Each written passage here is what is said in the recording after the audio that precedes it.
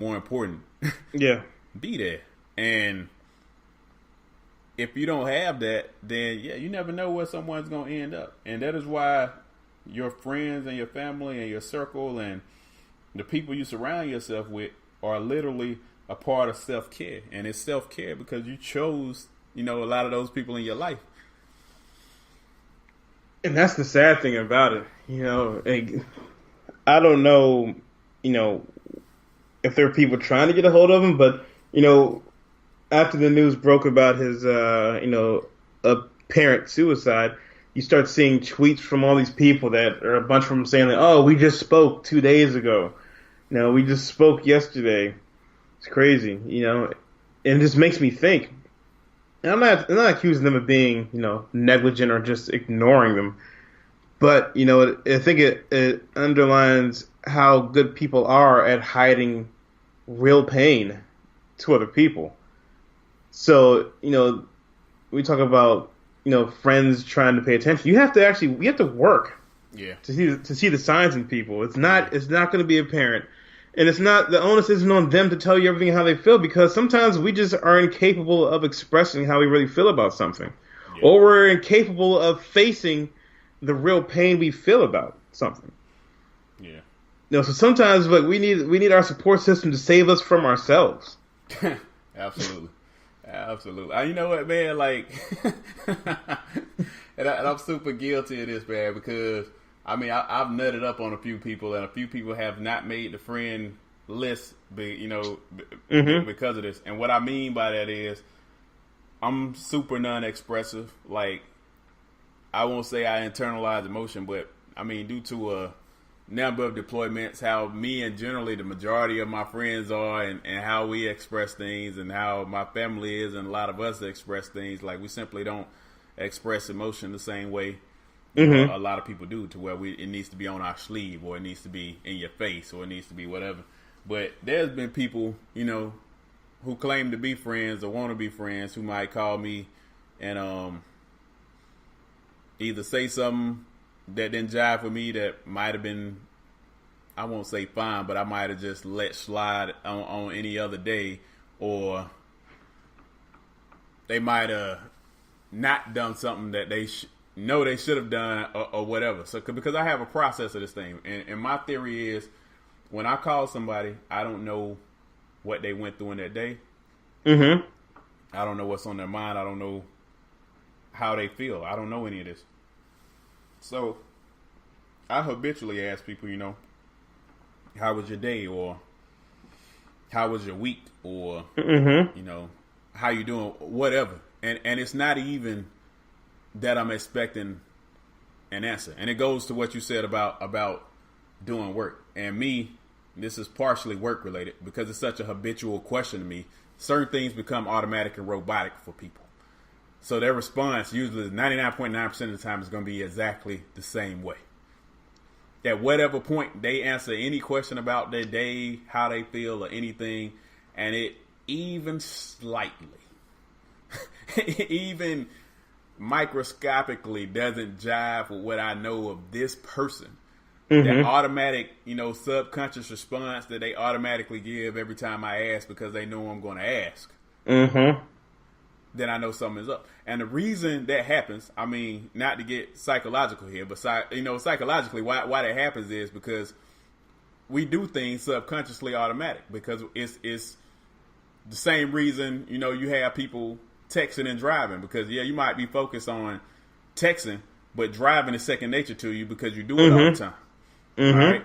But the second I ask you how your day is going and something has actually happened, your mind is going to revert to think about it, at least momentarily. And in that one moment, that's going to be that delay. That's going to be that. That's all you need. Yeah, exactly. That's going to be that one thing that caused you to throw in a word that's not something you would usually use, or cause you to say, you know what, I'm okay, when you would usually say I'm fine, or you might say I'm fine when you usually say, it's all good, it's copacetic. You know what? We all have our slang and however we do things. Anything does not jive because I'm being observant of that friend, that loved one.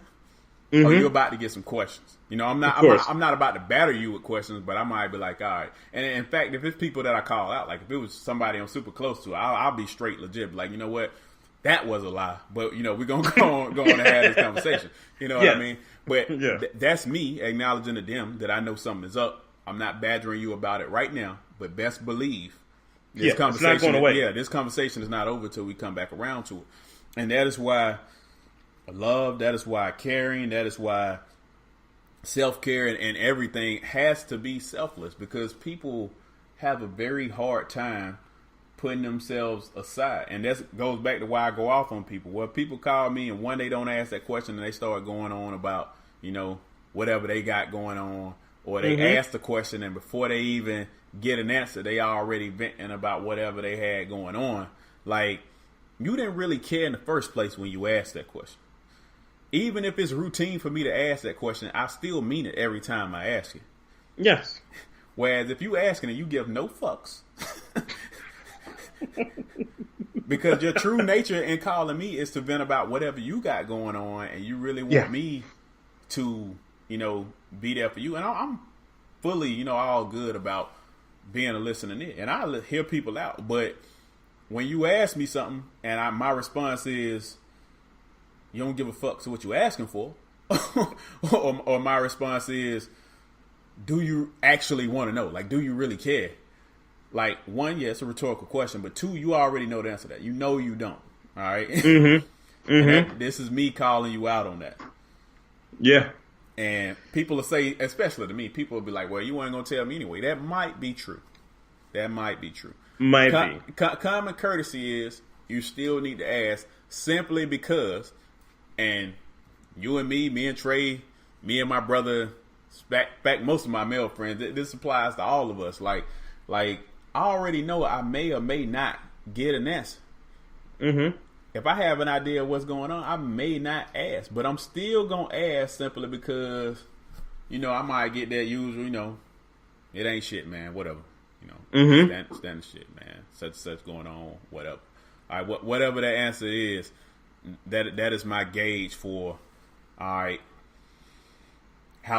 what way this need to go. Because honestly, especially with me, like that will also dictate our level of turn up. You know what I'm saying? Because we got different levels of turn up. You know, we might sit there and get wasted. We might sit there and do some grown man shit. And what I mean by that, for those listeners that don't know what grown man shit is, like me and my homies, you know, we'll go out and we'll have a dinner. We will. We might go out and, you know, hit the hookah. You know, we might do whatever. But even then, like, I already know that it's certain situations that require a certain response. If we know we got a lot of conversations to have, we may postpone and push back to what you doing Sunday evening. We need to go smoke. And we might go get whatever out. And there's certain days where you and me, like, we've been in Bobby Vans, we might be drinking and we're like, man, you know, let's scroll down to Central and get some dinner. And what people don't understand is, this goes both ways, and this is something else people got to understand too. This goes both ways. What I mean by both ways is people sitting here probably thinking, especially if you listen to this, that we purely mean negatively. People can easily be discouraged by you not caring about their hopes, dreams, and aspirations. And we may easily go sit down and have a dinner and chop it up about, you know, stuff that we want to do, ambitions that we have that we want to achieve, and simply knowing that, you know, you got that support system to be like, you know what, go and do it, or let's do it, or, you know, whatever. It's still the same thing. It's reassuring, it's emotionally gratifying, and it tells you that your support network is stable, especially if you got one that's legit. Because even if you got dreams completely unassociated with mine, I'm not gonna be like, that's great, man. Like, Rich, go out and achieve that, man. You need to do that. I'm gonna be like, man, that's what's up. Not only do I know you can do it, what can I do? What do you need me to help in this situation to facilitate whatever? If my job here is to be a cheerleader through the process, fine. If my job is, all right, I got a couple of connects or whatever, you know, whatever. That's what I do. And anytime I see anything, and I mean, prime example the other day, I was on Behave, and I was like, all right, or whatever the app is. I was like, all right, you know, this is an app that would be perfect for Rich to show off his skills. And next time I saw him, although he was already on it, unbeknownst to me, you know what I'm saying, I still was like, you know, do you know what's up with this app? Because my thing is, am I on there? No. Is it going to facilitate what I might be doing right now? No. But I know somebody who it will facilitate. And that goes back to actually, I mean, being selfless. Like, I'm not, you know what I'm saying? You got to do things where you don't. People always say nothing in life is free. That's bullshit if you care about people. Because if I care, I don't want nothing in return. My return is to see my friends, family, whoever progress and succeed. But when I think about it, there's actually people in the world that don't have that type of support network. I mean, it is depressing for me to even think about it because, I mean, even being, you know, an introvert and being alone at times, like I still knew that my closest circle of friends was always legit, no matter where I was at, no matter what I was going through. And I never had to actually sit back and have that thought like, you know, nobody cares about me or I'll be better off not being here. Like, if I was to leave right now, I can pinpoint every single person that I know for a fact would be fucking devastated. And that thought alone would stop me from committing suicide. And that sounds like a component of self-care. So, you know, we talked about how the support system, you know, plays a role in a person, you know, in managing, you know, a person's mental health. How about the individual himself? You know, and I know this is infinitely more, I mean, easier said than done because when you're going through this, how do you do this? But like when we start looking at what are the exercises, what are the actions we can take to constantly take appraisal of who we are, you know, where we are mentally. I think for me, like one thing I like to do is, you know, at least take, you know, one or 2 days out of the week and spend some time with myself, you know, writing down some of the things that, you know, I've accomplished and what are the things that I'm going through that's bothering me, and, you know, figuring out, you know, how to manage those stressors. If that, you know, I think I'm not like anybody that knows me can tell you, like I don't really get stressed out that much, and a lot of stuff I kind of let slide, but when I get pissed off, I'm really pissed. But, you know, it's like I spend a lot of time prioritizing how angry something makes me or how distraught I am over something, and then try to exercise, you know, those problems. Yeah. And I know it's easier said than done, and I don't have I might not have currently at least like some kind of chemical imbalance that makes me think other ways, or, you know, I'm not in a situation where, you know, the inclination is to feel hopeless because you're surrounded by hopelessness, you know? Yeah. I don't know how other people do it, but, you know, I'll start with you. I mean, first I'm going to do something that, you know, is against ICUE's dropping policy, but I'm going to do it anyway. And I'm going to endorse a product, all right? Oh. All right.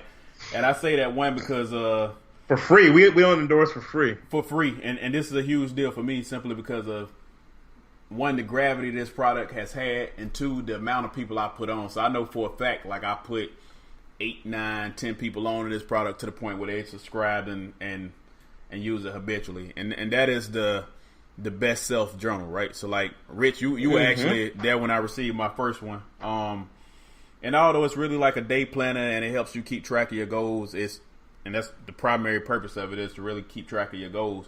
But one of the most useful things I found in this entire journal is no matter which version you get, it has a morning ritual and a nightly ritual as part of your daily planning.